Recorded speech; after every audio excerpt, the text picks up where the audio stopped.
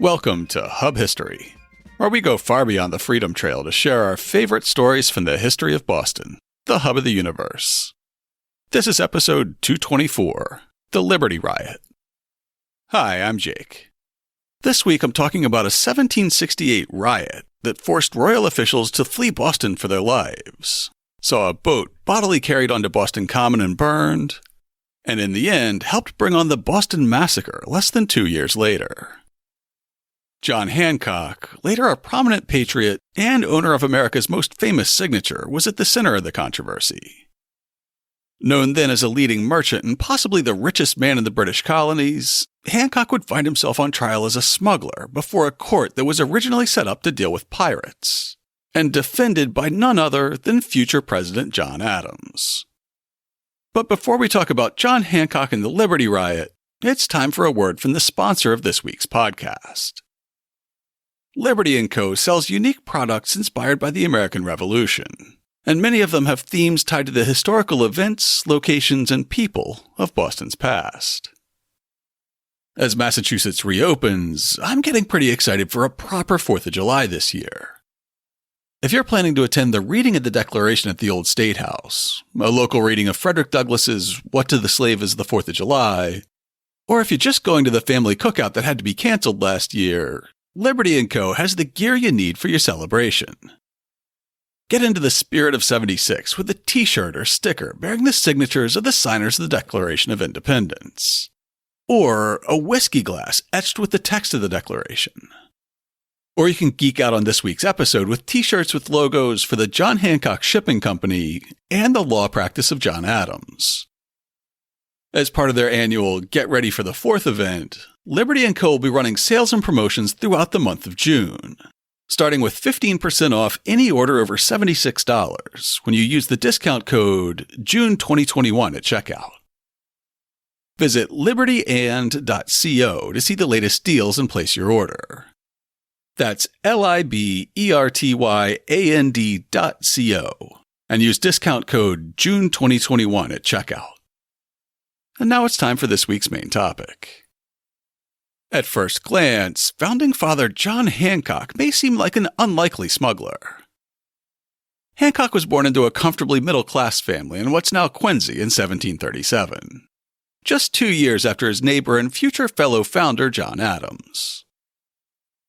John Hancock's father died when John was just 7 years old, and the boy was sent to live with his uncle Thomas Hancock, who lived in a massive granite mansion on Beacon Hill overlooking Boston Common. It was the largest private home in Boston and probably the most posh in the entire province. To afford such a lavish home, Uncle Thomas and Aunt Lydia were obviously quite wealthy. Thomas ran a mercantile house that imported manufactured goods from Britain and exported colonial products like whale oil, dried cod, lumber, and rum. He operated a fleet of ships and had offices in both Boston and London. John Hancock worked in both offices from the time he graduated from Harvard in 1754 until becoming a full partner in 1763. When Thomas died the next year, John inherited the business, instantly becoming one of the most wealthy men in British North America. He lived and entertained at Hancock Manor, eventually inheriting the mansion also when Aunt Lydia died in 1776. You might ask why such a wealthy and upstanding citizen would become a smuggler. But basically every merchant was a smuggler back then. First of all, the relationship between Britain and her overseas colonies was set up to create a trading monopoly. The colonies could only trade with the mother country and other British colonies, even if better goods were available at better prices in other markets, like the French, Spanish, and Dutch possessions in the Caribbean. In colonial ports like Boston, smuggling brought in the goods that people wanted to buy at the prices they were able to pay, and the practice was widely embraced by the locals. Local customs collectors reported to a commission headquartered in faraway London, so it was easy to pay them off to look the other way when bringing in an unauthorized cargo. If that failed, it was also easy to land portions of a cargo in a smaller town without a customs house, and then bring it into Boston in small coasting vessels that weren't subject to customs inspection. If all else failed and a smuggler was actually caught, they were almost never convicted by a Massachusetts jury. all that began to change in the 1760s. After the 7 Years' War, what most of us knew as the French and Indian War when we learned about it in school, Britain was desperate to bring in revenue to pay off the war debt. Parliament passed the Sugar Act in 1764, directly taxing the colonies for the first time. The Sugar Act set a specific import duty on many products, including Madeira wine, which was one of John Hancock's favorite imports. The text of the law specified, "For every ton of wine of the growth of the Madeiras, or of any island or place from whence such wine may be lawfully imported, and which shall be so imported from such islands or place, the sum of £7." The Sugar Act was followed by the Stamp Act in 1765, which was met with massive protests in the colonies, especially in Boston. With all the uproar around the Stamp Act, forcing them to resign their positions and just generally rioting all the time, the Sugar Act went overlooked for a time. As Thomas Hutchinson, the lieutenant governor during the Stamp Act crisis and author of A History of the Province of Massachusetts Bay, wrote, "The Act of Parliament which imposed a duty of £7 per ton on wines from Madeira was in force at the time when the Stamp Act passed, and the duties had been generally paid. In all the stir against the Stamp Act, this, being less grievous, was not mentioned." After the Stamp Act was repealed in 1766, Parliament in 1767 turned to a series of bills known as the Townshend Acts, after the Chancellor of the Exchequer at the time, a cabinet position similar to our Secretary of the Treasury. Like the Sugar Act, the Stamp Act, and every act of Parliament, the American colonists had no say in the passage of the Townshend Acts, because the colonies had no elective representatives in Parliament. Now, a faraway legislative body that Bostonians had no voice in was passing laws that seemed laser-targeted at Boston's economy. Along with laws punishing New York City for not quartering the king's troops and accepting the East India Company from existing in new taxes on tea, the Townshend Acts included the Revenue Act, which implemented taxes on products like paint, paper, tea, and lead, and gave officials broad rights to use warrants to suppress smuggling. The Commissioners of Customs Act would replace the existing, mostly ineffective system where local customs officers in North America reported to a board in London. Now, a customs board made up of 5 commissioners would be dispatched directly to the colonies. 3 of the 5 commissioners would be working out of the board's new headquarters in rebellious Boston: Henry Hulton, Charles Paxton, and William Birch, along with 6 customs officers working for them. Their patent technically went into effect in September 1767, but of course they couldn't begin their collections until they arrived in Boston and set up shop. The commissioners must have been apprehensive as they crossed the Atlantic on the Thames that fall. Rumors had been swirling on both sides of the Atlantic that the Sons of Liberty would not allow them to land in Boston. However, James, taxation without representation is tyranny, Otis, of all people, talked them out of it. At a town meeting, he argued that a better course of action would be to work around the new customs duties, much as they had worked around the stamp tax. To this end, many prominent Bostonians signed a pledge to avoid importing European goods with the highest duties, like household furniture, ready-made clothing, shoes, jewelry, and much more. While no effort was made to prevent them from landing, the date of the commissioner's arrival in Boston was perhaps inauspicious. In a 1940 paper on the Board of Customs for the American Historical Review, Dora May Clark describes the day. November 5th, the day of their landing, was celebrated in America and England alike as Guy Fawkes Day. The mischief makers were out in full force in spite of the rain. A procession carrying figures of devils, popes, and pretenders met the travelers at the pier and preceded them through the streets. In honor of the board, the marchers wore labels on their breasts which read, "Liberty, Property, and No Commissioners." Hulton at least laughed with the crowd at this show, but he may well have thought it an unhappy omen. As we've discussed in past episodes of the show, Guy Fawkes Day, or Pope's Night in Boston, was not for the faint of heart. It was a drunken, boisterous, and often violent celebration of English history and anti-Catholic sentiment. But the worst thing that happened that evening was Charles Paxton getting burned in effigy. It was almost surprising that the despised customs officers escaped unscathed, with Thomas Hutchinson writing in a letter that month, "A few bad men upon the arrival of the commissioners of customs scattered their seditious papers with a view to inflame the minds of the people and to excite tumults. But failing of success, the supposed authors or favorers of this wicked attempt have turned around and condemned it, and are declaring against mobs, riots, and all violent measures, and are for doing nothing more than discouraging the importation of goods from England and Scotland." The new customs office opened on November 17th, and the new duties officially went into effect on the 20th. No vessels carrying the dutied products arrived in Boston until after the new year, allowing anger in the province to subside and leading Massachusetts Governor Francis Bernard to believe that the storm had blown over. In January 1768, however, the House of Representatives passed a measure condemning the Commissioners of Customs, and the governor was forced to write to the Secretary of State apologizing for the impertinence contained in the petition they eventually sent to the king. As winter turned into the spring of 1768, smugglers began testing the patience and powers of the commissioners, and John Hancock was among the ringleaders. With the Townshend Acts, like the Stamp Act before it, unpopular with many colonists, especially those aligned with the growing Whig factor, resisting the Commissioners of Customs Act was good business and good politics. In a letter to Nathaniel Rogers on April 17th, Lieutenant Governor Thomas Hutchinson described how Hancock publicly announced plans to defy the commissioners when his ship the Lydia came in. Mr. Hancock, it is said, had declared in the House of Representatives that when Captain Scott arrived, no custom house officers should go aboard him. However, he thought better of it, and there was no opposition to the officers going aboard.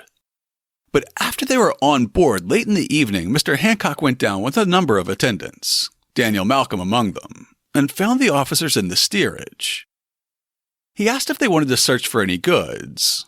They told him not at that time, but they were ordered to remain on board until the vessel was discharged. He replied that they should remain upon deck, and then ordered the ship's crew to force them up, which they did by laying hands on them. Malcolm standing upon the wharf and crying, "Damn them, throw them overboard." Mr. Hancock was escorted up the wharf having the approbation of the spectators, and he was obliged to entreat them not to huzzah him through the town. Daniel Malcolm was himself a smuggler, and after his death in 1769 he was famously buried at Copp's Hill. His headstone notes that he was buried in a stone-lined grave 10 feet deep, and his epitaph calls him a true son of liberty and one of the foremost in opposing the Revenue Acts. In 1766, he had turned his home into an armed fortress after customs officers accused him of hiding an illegal cargo there, gathering a mob and vowing to shoot any officer who set foot inside. When the new commissioners of customs first arrived, he boldly asked them how much the bribe would be to offload a cargo without having to pay any duties, and he was shocked when they told him that they would no longer accept bribes. And a few weeks after the confrontation over the Lydia, he landed another cargo that Thomas Hutchinson felt was worth a mention in his history of the province, writing, "A cargo of Madeira wine was imported, landed in the night, and carted through the streets of the town of Boston, under a guard of 30 or 40 stout fellows armed with bludgeons. And, though it was notorious to the greatest part of the town, no officer of the customs thought fit to attempt a seizure, nor is it probable that he could have succeeded if he had attempted it." Now he had led the mob that, at John Hancock's direction, had physically removed a customs officer from the Lydia. In a letter to the Marquess of Rockingham, dated June 17, 1768, Attorney General Jonathan Sewell describes this incident in more detail. About 7 o'clock on Saturday evening, the said Owen Richards went down into the steerage, and in about 10 minutes the master came and laid his hand upon the shoulders, and told them that they must go out of the steerage or he should lose his bread, and they accordingly went out. And about 8 o'clock the said Owen went down into the steerage again and continued there until about 11 o'clock when Mr. Hancock came on board again, attended by 8 or 10 people, all unarmed. And after demanding of the said Owen what business he had below deck and to come up, Upon his refusal, he demanded sight of their orders, which were shown him. He also demanded a sight of their commissions, and the said Owen showed his, to which he objected that it had no date.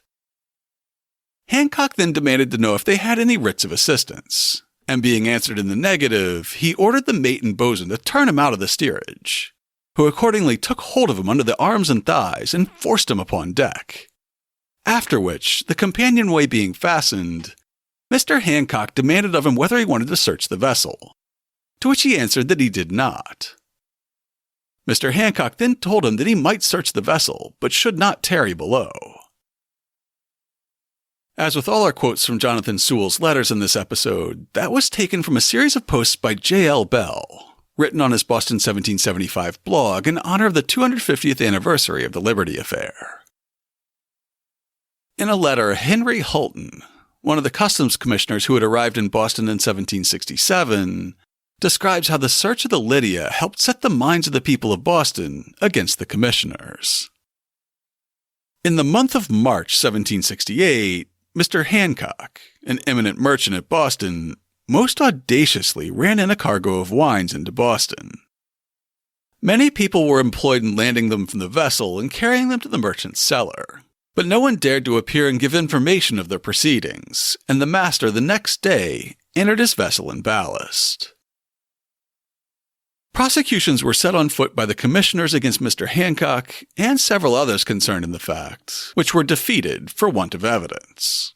Though a number of people who were said to have been present at the time and were summoned to give evidence denied any knowledge of the fact which they were called upon to support. Perhaps emboldened by the dropped charges, Hancock's sloop Liberty arrived in Boston in May. It also carried a cargo mostly made up of Madeira wine. Customs officials again boarded his ship, but this time they had the proper writs of assistance. Hancock's captain, Nathaniel Barnard, declared that he was carrying a cargo of 25 barrels of Madeira, about a quarter of the ship's capacity, and he paid the duty on them. 2 tidewaiters, customs employees whose job it was to monitor cargoes as they were offloaded, watched over the Liberty and certified that everything had been done in accordance with the law. Henry Hulton's letter continues, describing the escalating protests against the customs commissioners in the spring of 1768. From this time there were frequent disturbances, mobs, and alarms to distress the commissioners. For several evenings in the month of March, a number of people armed with clubs assembled around the houses of some of the commissioners, blowing horns, beating drums, and making hideous noises, so that the families quitted their houses, expecting the mob would proceed to violence. And on the 18th of March, the day of the repeal of the Stamp Act, they paraded through the streets in the evening, making violent cries and noises at the houses of the governor and some of the commissioners. Thomas Hutchinson's History of the Province of Massachusetts Bay also mentions the tumult that marked the Stamp Act anniversary. The 18th of March, the anniversary of the repeal of the Stamp Act, threatened fresh disturbances in Boston. In the morning, 2 stuffed images designed to represent one of the commissioners and one of the inspectors of the customs were hanged on the Liberty Tree. But 2 or 3 persons who were known friends to Liberty took them down. In the evening, a great mob assembled who made so much tumult and caused terror, and stopping before the Province House, offered some abusive language to the governor, and then dispersed. Boston's history of political violence during the Stamp Act protests made those disturbances, mobs, and alarms seem all the more disturbing to the men they were directed at. Customs Commissioner Henry Hulton later wrote an essay about the coming of the American Revolution. In it, he described how the growing unrest inspired the customs commissioners to request a British warship to be stationed in Boston Harbor to protect them and to keep the peace. From the first outrages in the year 1765, the governor and magistrates had been losing their authority over the people. As the new doctrines gained ground, many of the executive council adopted the popular opinions and stood forth as assertions of the rights of America. And such of that board as had showed a disposition to support the authority of Parliament had been left out in the next annual election of councillors, and others returned in their place, whom the governor had negatived. Most of the people of property were averse to the new laws of Parliament, and no magistrate would stand forth to support the officer whose duty it was to carry them into execution. The mob were ready to be assembled on any occasion, and every officer who was obnoxious to them was exposed to their resentment without the least probability of receiving any protection. There being frequent disturbances in Boston, and the commissioners of the customs under continual apprehensions for their safety, as the governor had often told them he could give them no protection, they wrote to Commodore Hood, commanding His Majesty's ships at Halifax for assistance, and he immediately sent a schooner, and afterwards the Romney man-of-war of 50 guns to Boston. Unfortunately, far from keeping the peace, the arrival of the Romney on May 17th only served to further inflame passions in Boston. Captain John Corner made the dubious decision of impressing seamen into service as they arrived in Boston Harbor. When a vessel of the Royal Navy was shorthanded due to deaths or desertions, her captain had the right, within certain parameters, to kidnap civilian sailors and force them into the Navy service. 2 decades earlier, the captain of another British naval squadron, Charles Knowles, had visited Boston and begun an indiscriminate impressment, violating the parameters of his right, which was supposed to provide exceptions for local sailors. The Boston mob rose up in retaliation, taking several naval officers hostage, storming the townhouse, and forcing the governor and other officials to flee from the city. With that recent history fresh in their minds, local sailors and dock workers were not receptive to the arrival of the Romney and Captain Corner. There had been some scuffles between midshipmen and civilians during May, keeping tensions high. Even Lieutenant Governor Thomas Hutchinson recognized the folly of impressing sailors in Boston, in a letter to Richard Jackson dated June 16, 1768. It is unfortunate that in the midst of these difficulties, the Romney has been pressing seamen out of all inward-bound vessels. And although he does not take men belonging to the province who have families, yet the fear of it prevents coasters as well as other vessels coming in freely, and it adds more fuel to the great stock among us before. It is a pity that in peaceable times any pressing of seamen should be allowed in the colonies. If it was not, I believe the commanders would not have so many deserters as they now have. Unfortunately for peace in the town of Boston, the Romney would take center stage in the confrontation that occurred after one of the tide waiters who had overseen the offloading of the Liberty changed his story. On June 10th, the Liberty was being loaded with an outgoing cargo of 200 barrels of whale oil and 20 barrels of tar. In Thomas Hutchinson's History of the Province, he briefly mentions that several days passed, and the vessel which imported the wines had taken on board a quantity of oil and tar, as if it had been laden for another voyage. While the Liberty was being loaded, tide waiter Thomas Kirk gave a deposition to Justice of the Peace Samuel Pemberton, which we also have via J.L. Bell's Boston 1775 blog.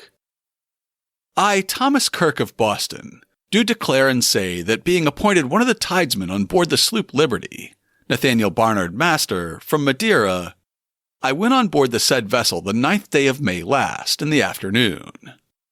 And about 9 o'clock in the evening, Captain Marshall came on board the said vessel, and made several proposals to me, to persuade me to consent to the hoisting out several casks of wine that night, before the vessel was entered. To all which I peremptorily refused. Upon which Captain Marshall took hold of me, and with the assistance of 5 or 6 other persons unknown to this declarant, they forcibly hove me down the companion into the cabin, and nailed the cover down. I then broke through a door into the steerage, and was endeavoring to get upon deck that way, but was forcibly pushed back again into the steerage, and the companion doors of the steerage also fastened, and was there confined about 3 hours, and during that time I heard a noise as of many people upon deck at work at hoisting out of goods, as I distinctly heard the noise of the tackles, meaning block and tackles used for hoisting. When that noise ceased, Captain Marshall came down to me in the cabin and threatened that if I made any discovery of what had passed there that night, my life would be in danger and my property destroyed. The said Captain Marshall then went away and let me at liberty. And I was so much intimidated by the aforesaid threatenings that I was deterred from making an immediate discovery of the aforesaid transactions. In the intervening weeks, Captain Marshall had died suddenly and unexpectedly, which gave his threats to Kirk less weight. Kirk now unburdened his conscience to his superiors at the customs house and to a justice of the peace. The other tide waiter who had certified the Liberty's cargo now claimed that he had been asleep at the time. Tide waiters were actually allowed to sleep on board a vessel they were watching, with the assumption that the noise of any unauthorized offloading would wake them. Kirk, however, claimed that his compatriot had gotten drunk and gone home to sleep it off. With Kirk's testimony, Customs Collector Joseph Harrison decided that the Commission should seize Hancock's boat. From Harrison's point of view, this would be doubly beneficial. It would both send a message that even someone as rich and influential as John Hancock wasn't above the law, and it would allow the Commission to sell both the sloop itself and its valuable cargo of whale oil. And even more importantly, it would allow Harrison to make a tidy profit. Along with their meager salaries, customs officers received a portion of each fee they collected and each seizure they made. So the Liberty's cargo was tempting. A letter written by Lieutenant Governor Hutchinson notes the decision to seize the sloop.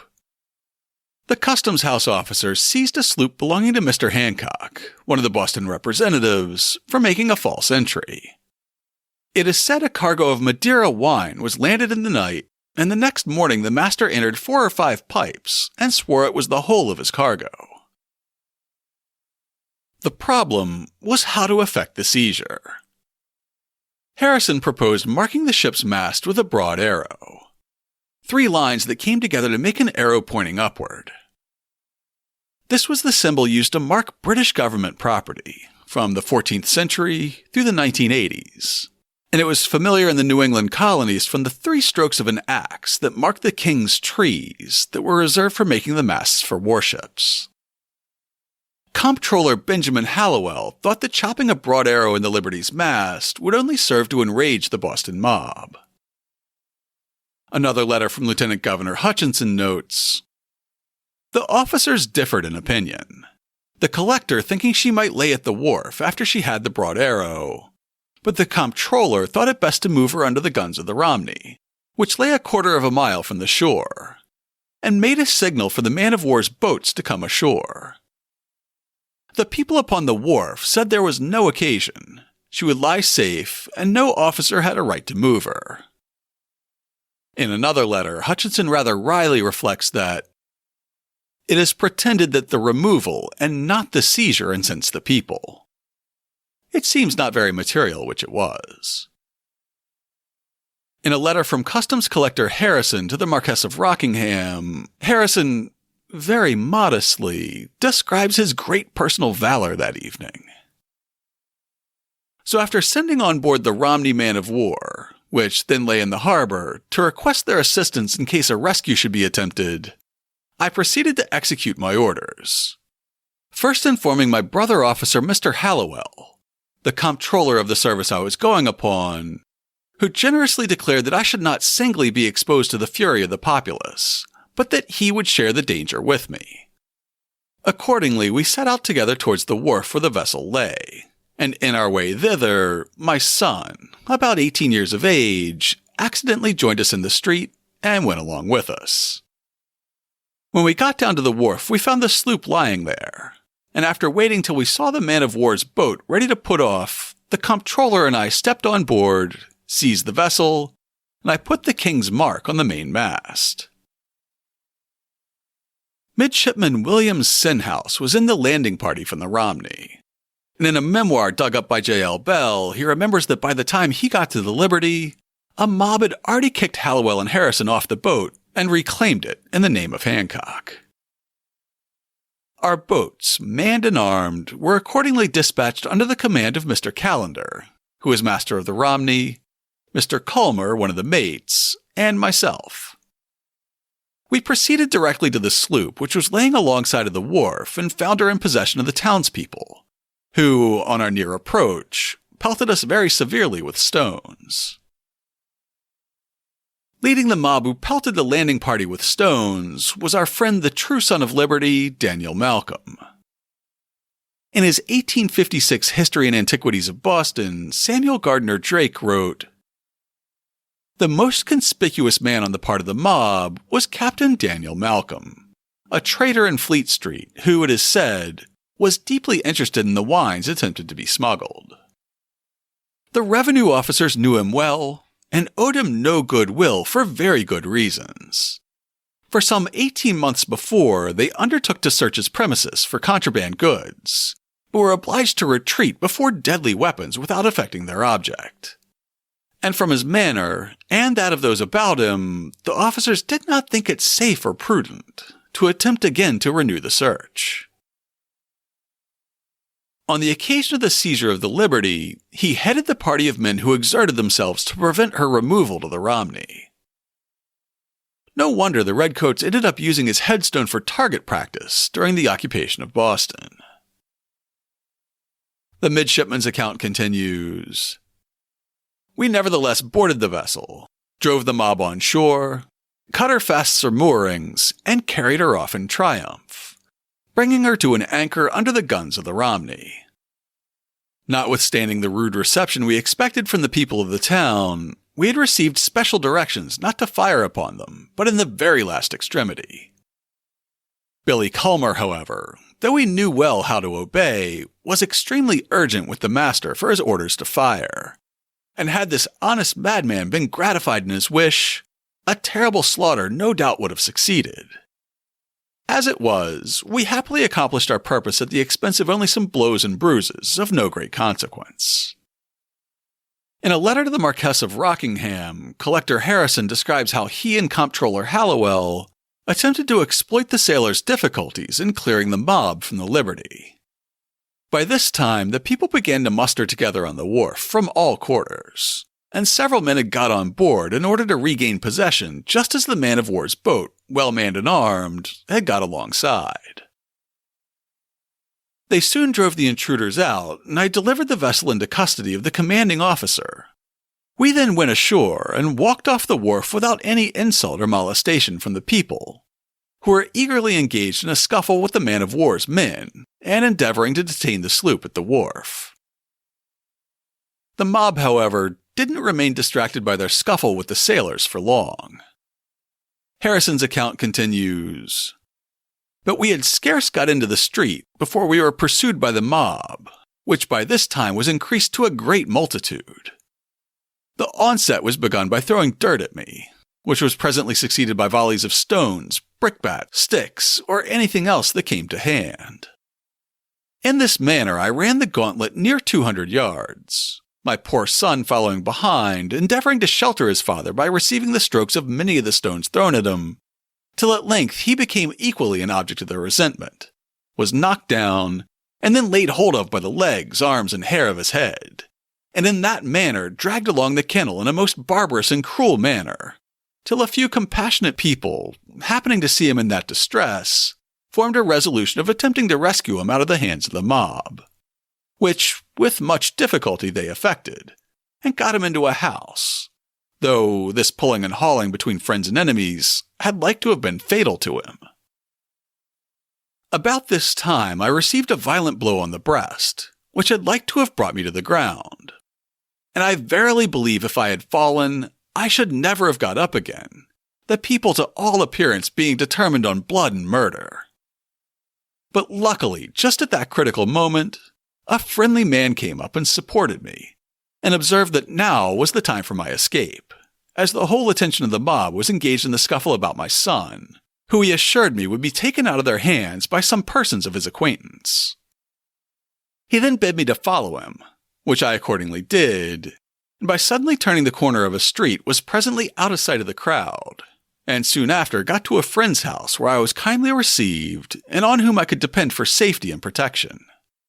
and in about an hour's time I had the satisfaction of hearing my son was in safety and had been conducted home by the persons who rescued him from the mob, but in a miserable condition, being much bruised and wounded, though not dangerously, and I hope will soon get well again. While the collector of customs was hiding out at a friend's house and learning that his son had also been rescued, the mob descended on the comptroller's house, as described in a letter from Governor Bernard to the Earl of Hillsborough, dated June 11th. After this, they went to Mr. Hallowell's house and began to break the windows to force an entry, but were diverted therefrom by assurances that Mr. Hallowell was almost killed and was not at home. Then they went to Mr. Harrison's house and broke his windows, but he not being at home and the owner of the house entreating them to depart, they left it. Harrison then describes how the mob gave the home of a third customs official the same treatment. Finding this opposition within, they concluded the visit with breaking the windows, and then marched off. But in passing by the house of Mr. Williams, one of the inspectors general of the customs, they served it in the same manner. After this, in all probability, the mob would have dispersed, if some evil-minded people had not informed them that I had a fine sailing pleasure boat, which I set great store by, that they lay in one of the docks. In Governor Bernard's letters, he describes it as a pleasure boat belonging to Mr. Harrison, built by himself in a particular and elegant manner.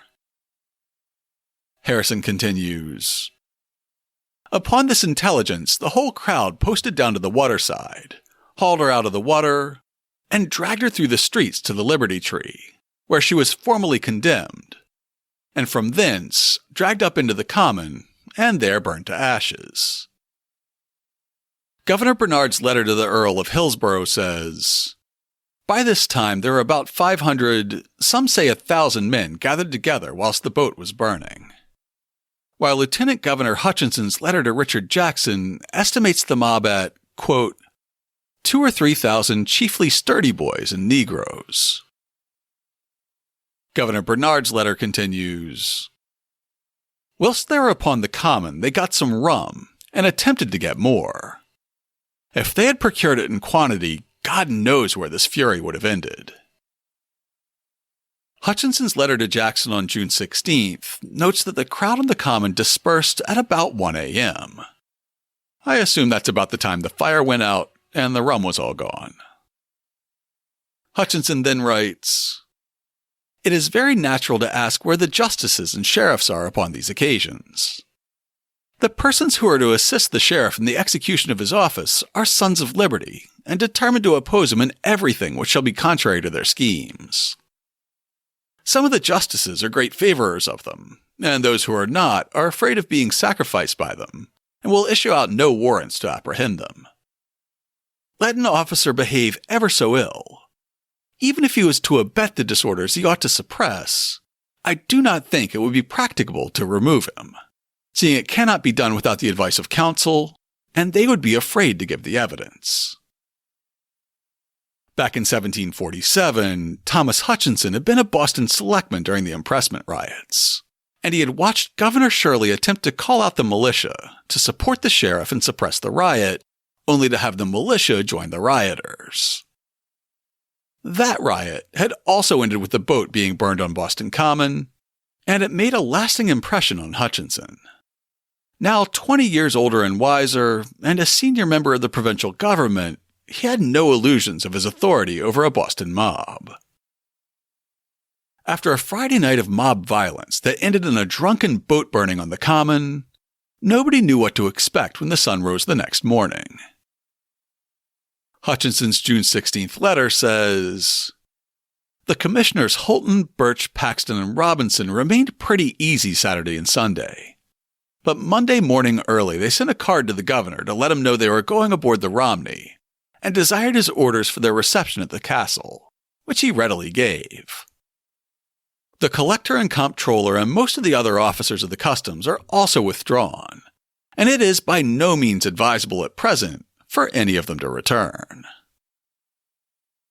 Anyone who's read the colonial history of Massachusetts will recognize this pattern from every time a royal official found himself in trouble in Boston.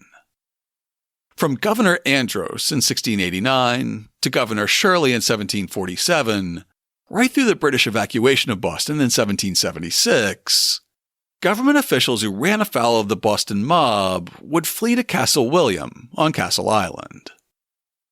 Governor Bernard gives the specifics of this round of retreats in another letter to the Earl of Hillsborough, dated June 13th. This morning early, I received a letter from the commissioners, informing me of some particulars from whence they concluded that they were immediately exposed to further violences, and therefore they took shelter on board the Romney man-of-war. That it being necessary to provide for their further security, they desire that their families and officers may be received, accommodated, and protected at the castle. I immediately answered this by enclosing an order to the captain of the castle to receive them accordingly. Over a month later, the customs officers were still at the castle when Lieutenant Governor Hutchinson wrote to William Bolin on July 14th. The commissioners of the customs, except Mr. Temple, are still shut up in the castle, which is surrounded with the Romney, the Beaver, the Senegal, and 2 cutters. There were rumors of extravagant words, that the castle might be taken, and an express was sent after me to Piscataqua, which occasioned my return to Boston.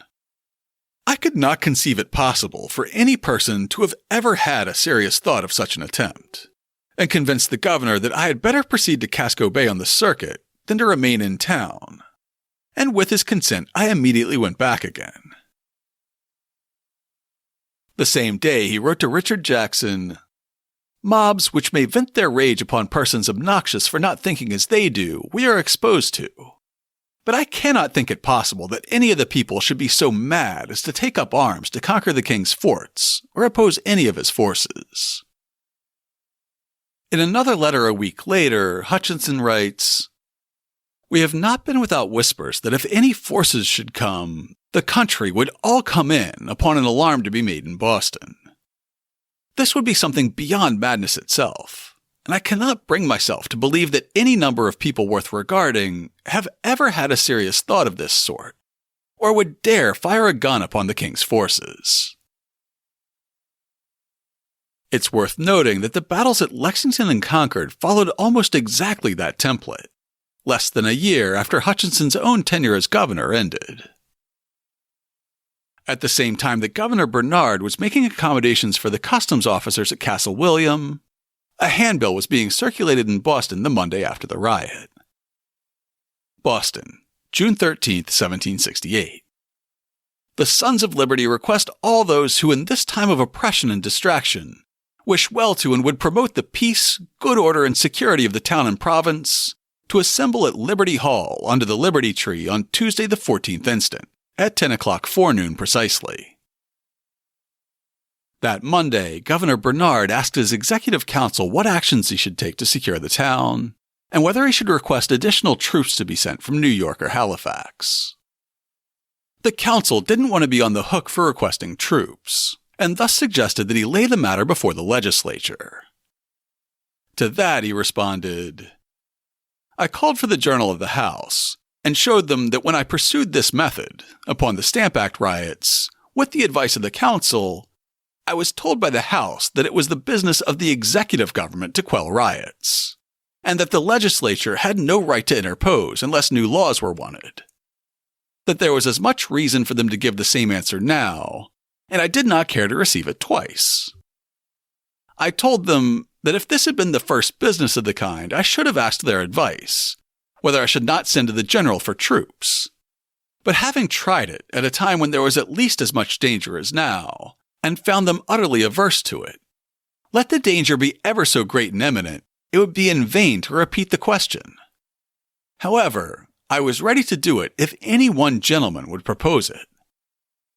I was answered that they did not desire to be knocked on the head. I said that I did not desire that they or I should. On Tuesday the 14th, a group estimated by Bernard at 4,000 people, and by the Boston Gazette as a larger number than was ever known on any occasion, met under the Liberty Tree, as the Sons had requested. Finding that it was too hard to hold a meeting like that outdoors, they repaired to Faneuil Hall. Soon they realized that nobody had officially called a town meeting, so they took another recess to allow the selectmen to call a town meeting whose decisions would be legally binding. When they reconvened in the afternoon, the group was too big for Faneuil Hall, so they moved to Old South Meeting House, with firebrand James Otis as moderator. If Bernard's letter to the Earl of Hillsborough is to be believed, many wild and violent proposals were made but warded off. Among these were that every captain of a man of war that came into this harbor should be under the command of the General Court. Another was that if any person should promote or assist the bringing of troops here, he should be deemed a disturber of the peace and a traitor to his country. In the end, though, the meeting mostly fizzled. After all the wild and violent proposals, the most the Sons of Liberty and the town of Boston could muster as a response was a petition and a letter of protest to the governor. The text of the petition was printed in the June 20th edition of the Boston Gazette, and it outlined essentially 3 demands. The first was no taxation without representation. Your petitioners consider the British Constitution as the basis of their safety and happiness. By that as established, no man shall be governed by laws nor taxed, but by himself or representatives legally and fairly chosen, and to which he does not give his own consent. The second demand was for the right of petition for redress of grievances, after their previous petition to the king was denied because it wasn't sent through the governor and his council. Dutiful petitions have been preferred to our most gracious sovereign, which, though to the great consternation of the people we now learn have been cruelly and insidiously prevented from reaching his royal presence, we have waited to receive a gracious answer to, with the greatest attention to the public peace. And the third demand was for the removal of the Romney from Boston Harbor.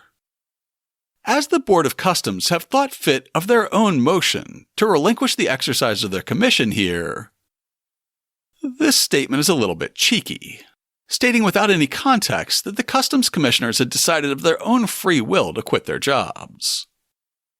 Of course, if there were no more Customs Commissioners, there was no need for a man of war to protect the Commissioners, so the petition continues, "We find ourselves invaded with an armed force, seizing, impressing, and imprisoning the persons of our fellow subjects, contrary to the express acts of Parliament. We flatter ourselves that your Excellency will in tenderness to this people use the best means in your power to remove the other grievance we so justly complain of, and issue your immediate order to the commander of His Majesty's ship Romney to remove from this harbor, till we shall be ascertained of the success of our applications."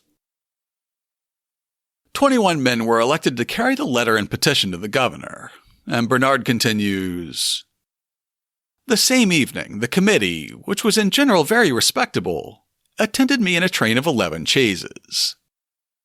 I received them with all possible civility, and having heard their petition, I talked very freely with them upon the subject, but postponed giving a formal answer till the next day, as it should be in writing. I then had wine handed around, and they left me highly pleased with their reception, especially that part of them which had not been used to an interview with me. The next day, Mr. Otis, having received my answer in writing, reported the whole, took notice of the polite treatment they had received from me, and concluded that he really believed that I was a well-wisher to the province. This from him was uncommon and extraordinary. The answer was universally approved, so that just at this time, I am popular." So in the end, the governor wined and dined the rubes, sweet-talked the radicals, and got away with nothing more than vague promises and well-wishes. In his series of articles for the 250th anniversary of the Liberty affair, J.L. Bell concludes, "The town meeting thus didn't achieve any of its goals.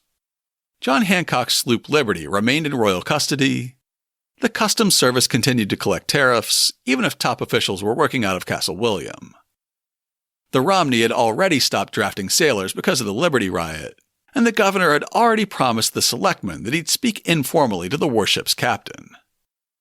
Nonetheless, the town's formal and visible protest showed the people that the local political and mercantile establishment was pushing back, and that forestalled further violence." The Liberty affair may have been over for Governor Bernard and the rioters, but not for John Hancock.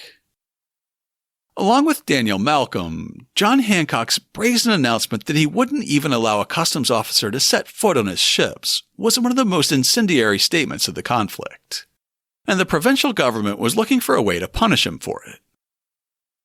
In a note in the papers of John Adams, the editors of that collection described the difficulty of trying to press charges against the smugglers and rioters involved in the Liberty affair.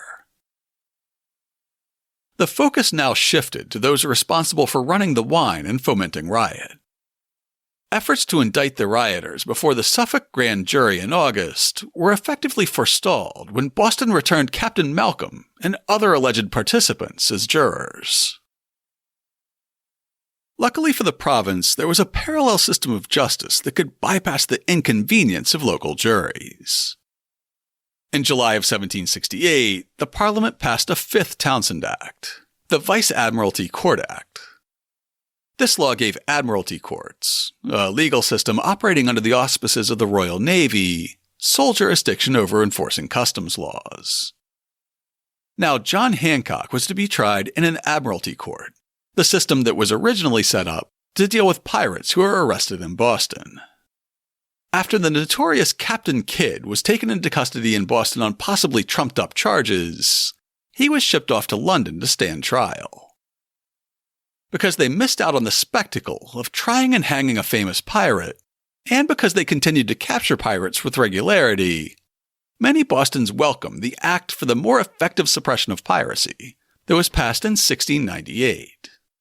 This law for the first time established admiralty courts in Britain's overseas colonies, and the first admiralty trial outside Britain was held in Boston in 1704, where a pirate captain named John Quelch was convicted, hanged, and buried below the high tide line. In his biography of Quelch, Clifford Beale describes the appeal of an admiralty trial. The intent was to circumvent trial by jury, thus bypassing sympathetic local courts and gaining more convictions, as well as confiscated treasure. Considered throughout the colonies as a violation of the freeborn right of all Englishmen to fair trial, the new Admiralty Court powers created a stir similar to that of the recent U.S. Guantanamo Bay military tribunals for suspected terrorists. Then as now, the tinkering with long-established legal conventions for reasons of judicial expediency was regarded with great suspicion and general hostility. The statute allowed for trial without a jury, trial without an attorney, and trial under maritime law, rather than the laws of the province of Massachusetts Bay. However, the first Massachusetts Admiralty Court set some precedents that carried over to Hancock's trial 64 years later. First, while the court would be steered by maritime law and the verdict would be returned by the judges rather than a jury, the composition of the panel of judges is revealing. It was made up of the governor and lieutenant governor of Massachusetts, the lieutenant governor of New Hampshire, our old friend Samuel Sewell, the Salem witch trial judge who later apologized, and a newly appointed judge of the local admiralty court. This lent more of an air of legitimacy to the court than it would have gotten from unknown judges. Plus, very importantly, though the statute did not provide for a defense attorney, on the first day of the trial, the court appointed an attorney named James Menzies to defend Quelch. When it was Hancock's turn before the Admiralty, his prosecutor was Massachusetts Attorney General Jonathan Sewell, whose uncle's uncle had been the famous witchcraft judge. At the arraignment on November 7th, Sewell described the surreptitious unloading of the Liberty, and then charged that John Hancock of Boston, aforesaid Esquire, was then and there willfully and unlawfully aiding and assisting in unshipping and landing the same 100 pipes of wine. He, the said John Hancock, at the same time well knowing that the duties thereon were not paid or secured, and that the unshipping and landing the same as aforesaid was with intent to defraud the said Lord the King as aforesaid, and contrary to law against the peace of the said Lord the King, and the form of the statute in such case made and provided, whereby and by force of the same statute, the said John is forfeited treble the value of the said goods, so unshipped and landed as aforesaid, amounting in the whole to the sum of £9,000 sterling money of Great Britain. On the other side of the aisle, Hancock was defended by a young lawyer who was becoming recognized as one of the great legal minds of the colony. John Adams was a close personal friend of Attorney General Sewell, who had offered Adams the position of Advocate General of the Admiralty Court a few years before. Adams had declined, and now found himself facing Sewell in court. He'd later write in his autobiography, "A painful drudgery I had of Hancock's cause. There were few days through the whole winter when I was not summoned to attend the Court of Admiralty. It seemed as if the officers of the Crown were determined to examine the whole town as witnesses. Almost every day a fresh witness was to be examined upon interrogatories. They interrogated many of his near relations and most intimate friends, and threatened to summons his amiable and venerable aunt, the relict of his Uncle Thomas Hancock, who had left the greatest part of his fortune to him. I was thoroughly weary and disgusted with the court, the officers of the Crown, the cause, and even with the tyrannical bell that doggled me out of my house every morning." Depositions were taken on both sides, but the court moved frustratingly slowly, with many unexplained delays, continuances, and recesses. John Adams ably defended his client, and he took every opportunity to remind the court's spectators about the fundamental injustice that he and his fellow Whigs saw in the customs laws, arguing, for example, "Among the group of hardships which attend this statute, the first that ought always to be mentioned, and that ought never to be forgotten, is that it was made without our consent. My client, Mr. Hancock, never consented to it. He never voted for it himself, and he never voted for any man to make such a law for him. In this respect, therefore, the greatest consolation of an Englishman suffering under any law is torn from him.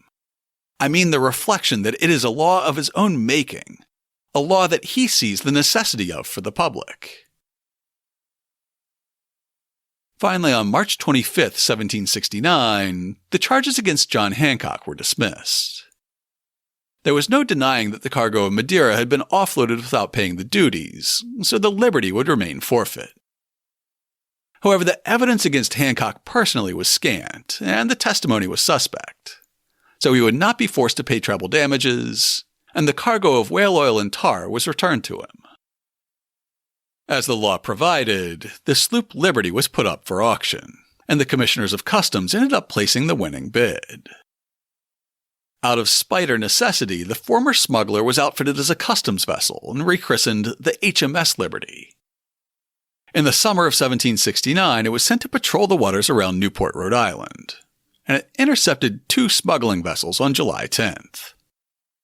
In the process, the captain of one of the 2 ships was treated so badly that he raised a mob, dragged the Liberty's boats into town and burned them. And then, as the July 24th Boston Gazette reported, "On Wednesday afternoon, they went on board the Liberty as she lay at anchor in the harbor, and cut her cables and let her drift ashore. They then set her on fire, but being informed a considerable quantity of powder was on board, for fear of endangering the town, they extinguished it again. They then cut away her mast, threw her guns and stores overboard, entered the cabin, and destroyed the captain's and his wife's clothes, beddings, etc., broke the tables, chairs, china, and other things therein, and did not quit her till 3 o'clock the next morning, when, after scuttling the vessel, they left her a mere wreck.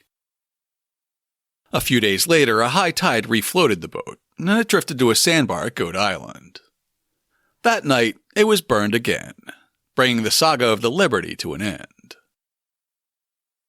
Back in Boston, Governor Bernard for months continued to wrestle with the question of whether to request troops to occupy the town and keep the peace. In his public and private writings, he seems convinced that the military was the best way, perhaps the only way, to prevent further riots in Boston, or worse. But he also knew that signing his name to a letter asking for troops would mean the end of his political career, if not his life. In his History of the Province, Thomas Hutchinson describes the quandary the governor found himself in. By the July packet from England, General Gage at New York was directed to remove 1 or 2 of the regiments at Halifax to Boston and to the castle. The withdrawing of the commissioners to the castle could not be known in England when these orders were given. The governor's enemies did not charge him with proposing the measure, but with making such representation of the disorderly state of the province as induced to it. He knew that nothing would more enrage the people against him than an application for troops. General Gage had orders several months before to send them whenever the governor desired it. He enjoined the council secrecy upon their oaths before he would acquaint them with these orders. When he asked their advice whether he should apply for troops, they would not advise to it, and he would not apply without. These first troops were ordered by the government in England of their own mere motion. When the news arrived of their seizure of the vessel of Madeira, the riot which ensued, and the withdrawing of the commissioners, they gave orders for 2 regiments more from Ireland.